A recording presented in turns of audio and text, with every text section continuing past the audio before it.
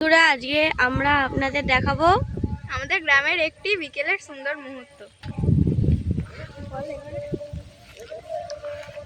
আমাদের ওইদিকে কালী পুজো হচ্ছে, তাই শুনতে পাচ্ছ আপনারা।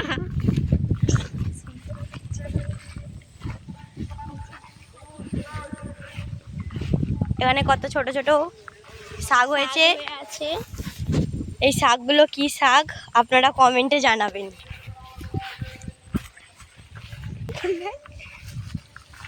দেখুন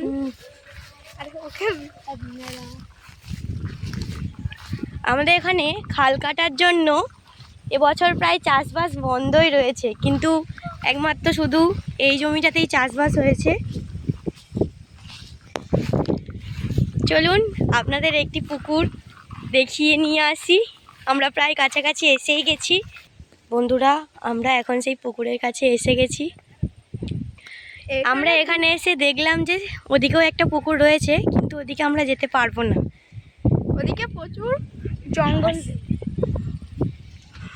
চলো।